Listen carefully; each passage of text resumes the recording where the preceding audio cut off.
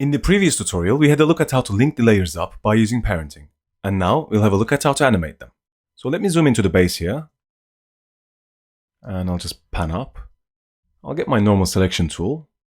What I want to do now is to select this layer, which is arm 1. And as I rotate this layer by pressing R and then revealing the rotation, and let me zoom out temporarily. As I rotate this layer, you see all of them should rotate except for these two. I can see that these aren't linked to the rest of the chain. So let me press Command Z. I must have forgotten to link the gray one to the rest of the chain. So I'm going to select the gray one and I'll scroll up. And I can see actually here that the parenting isn't set. So I'm going to go to where it says none and I'll link this one to left extension 1. There we go. If I now scroll down, if I rotate this, all of the layers should follow suit. Now let's select all these layers except the base. And I'm going to press R to see the rotation values of every single one of them. Let me make a bit more space here for the timeline. Like that. What I want to do now is to rotate arm 1 from left to right. So I'm going to select it first and then go to rotation. And maybe we'll start it like that.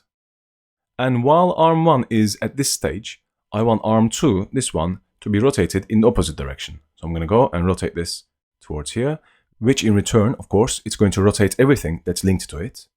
Then I'm going to select arm 3, which is this one. And I'm going to go rotate this up that way a little bit maybe. And I can select arm 2 again. And then maybe rotate this down a little more. And then maybe arm 4, which is this kind of main connector here. I'll then rotate this down so it's kind of pointing down, so it's folded. And then maybe I can then rotate the extensions as well. So if I rotate this towards left, like that. And I'm also going to rotate this layer towards here, like that. What I'm going to do now is at this stage, I'm going to go and keyframe every single one of these properties. So I'll select the top layer. I'll scroll down, select the last layer, but not the base because I don't want the base to do anything. Then I'm going to keyframe one.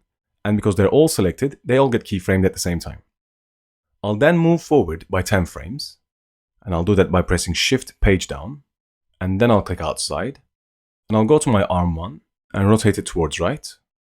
And as arm 1 rotates, I'm going to take arm 2 and I'll rotate it in the opposite direction, like that. And as that rotates, maybe I'll take arm 3 and rotate it in this direction. And then arm 4, I'll rotate it like that maybe. And then I can tweak the extensions as well. So if I go to my right extension, I can then rotate it down.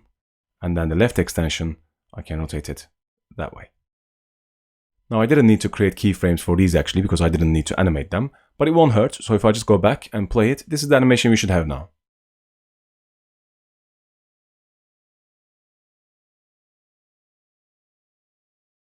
And let's say when they come back up, I want this arm to continue rotating. So I'm going to go to rotation and increase this even more, like that. And then I'll go to arm 2 and rotate it backwards like that, so it extends up. And then maybe I'll go to my arm 4. I'm going to leave arm 3 alone. I'm going to go to arm 4 and I'll just rotate it towards here, like that. If I now play it, there we go.